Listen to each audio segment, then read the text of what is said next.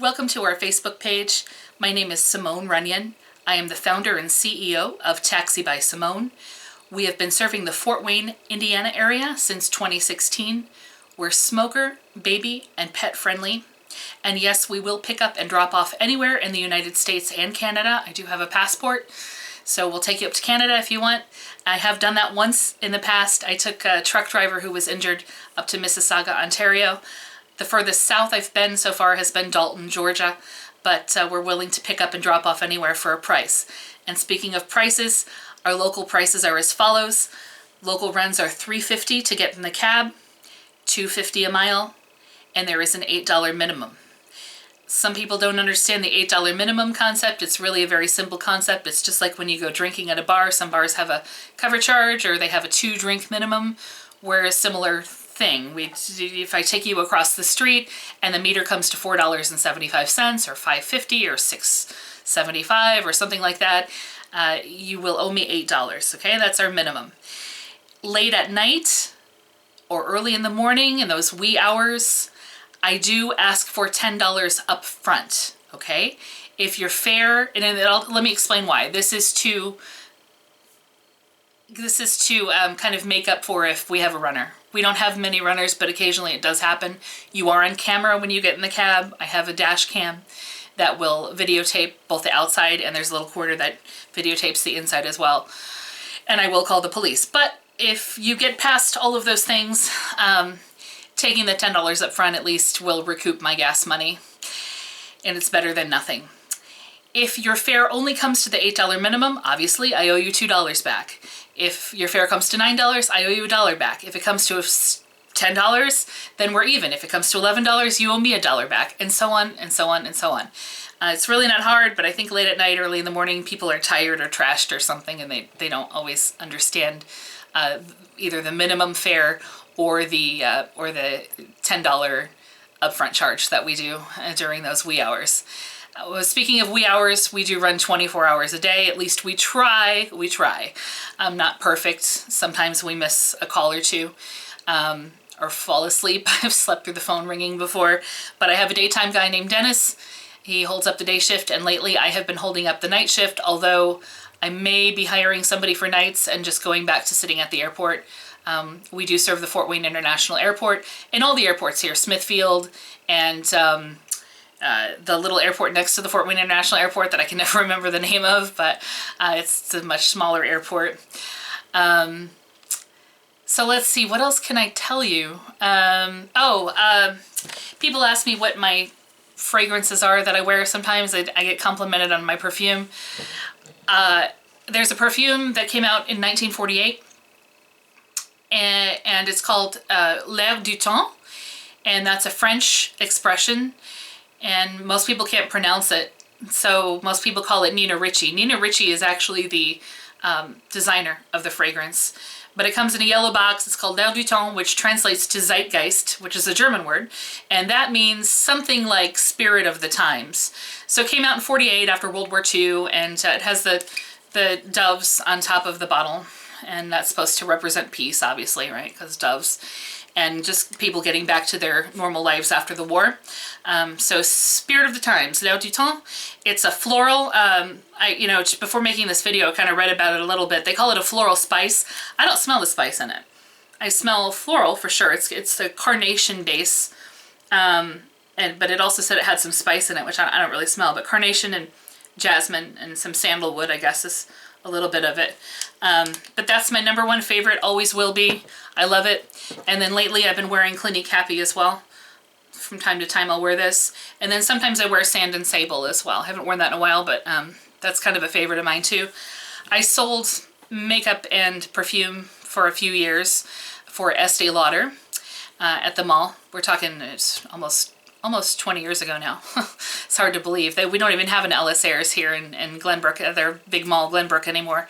It's a Macy's or something, but so that's those are my signature scents. And let's see, what else can I tell you? Oh, I changed my hair color a lot. Maybe you recognize me more as this girl here with the flaming red Little Mermaid hair, we called it. In fact, when I went to get it done, that I was debating as to what hair color I wanted sitting there at the hairdresser, and the hairdresser said, I can make you look like the Little Mermaid. And we were just approaching summer at the time. I said, yeah, go for it. It'll be neat to sit by the pool looking like Little Mermaid. So you may recognize me as that. Actually, this is a mouse pad made by Vistaprint, who makes all of my promotional things, at least they have so far.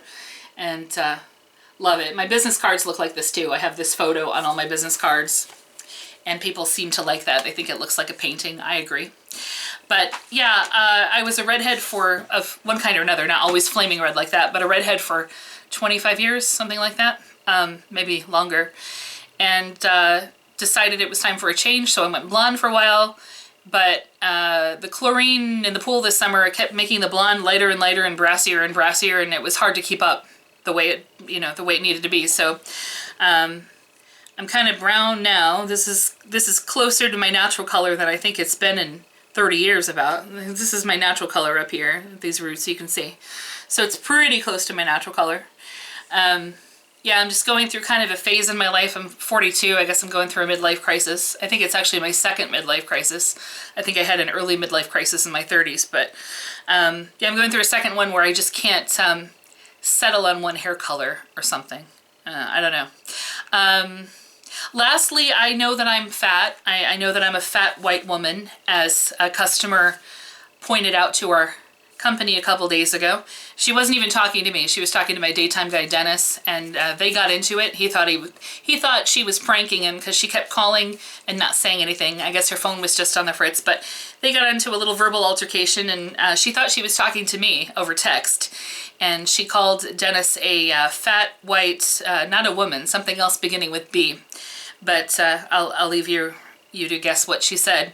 Have I always been fat? No, I haven't always been fat, but I've been fat a lot in my life. Like much more often fat than not fat. Here's me as a kid, in case anyone wondered. I'm probably about 2 years old there. It's around Christmas time. That's Santa Claus in the mirror back there behind me. Oh, there goes my phone. I think I just got a text or something. Here's me around probably the same age, maybe a little younger it looks like, in Springfield, Massachusetts, in front of the big boy, in front of Azar's big boy there with my mother, Sharon Runyon. She passed away in 2013. And I did have a half-sister too, my father's daughter, Marilyn. She passed away of pancreatic cancer many years ago. So that's a little bit about my childhood and my background. And over the years, I've been different weights. I'm 5'9". I actually got down to 163 at one point. It was probably the hardest thing I've ever done. And seriously doubt I'll ever get back down to that again. This is me selling gas grills for Home and Hearth. That's a store in Fort Wayne that doesn't exist anymore. It was in Fort Wayne. I was selling gas grills up at the Coliseum at the Home and Garden Show one spring. I weighed about 177 in that picture. And here's me a couple of years later at the mall at Glenbrook. I weighed about 180 here. I thought I was fat. People made fun of me at 180 because in high school I weighed 180 and people thought I was fat. I wasn't really fat though. I wasn't stick thin, but I wasn't fat. Hey, listen, if you're just a little bit fat, appreciate what you have. Don't look at yourself years later, back at pictures and think, I wasn't fat, What was I thinking? Appreciate what you have. Be thankful that, just be thankful for what you've got. This is me, started to balloon up, still at the mall, a couple of years later, 193 there. Still not too bad though. Still not too bad. I weigh a lot more than that now. A lot more, okay? And I realize I have a problem. I'm not part of the body positive movement. I don't agree with the lifestyle that I've been living. I have no excuse for what has happened here. I don't know what to tell you. I've been to doctors and nutritionists and endocrinologists, and we've run blood tests because I was certain I had a rare medical condition causing my obesity since I've gained such a tremendous amount. But I don't. I just have lifestyle issues. My doctors recommend cutting the carbs and also going on a plant-based diet. So I don't know, please keep me in your prayers. Our God is a God of miracles, and maybe one day I'll be able to turn this around. I don't know. But thank you again for joining me. I wanted to talk about some personal things today. I had made a video a few weeks ago that was, I kept it all just professional, all about my company, and I didn't really get any not any, but I didn't really get many views or many likes, and I thought, well, hey, as long as I'm not getting many views anyway, you know what, I might as well just talk about whatever I want to talk about, and maybe you'll see more of these kinds of videos in the future where I just ramble on about personal things, and then also kind of in the middle of that talk about my company a little bit too. But we do look forward to seeing you in a taxi, and I think I'm gonna say bye for now, Fort Wayne. This is Simone Runyon with Taxi by Simone. Bye for now.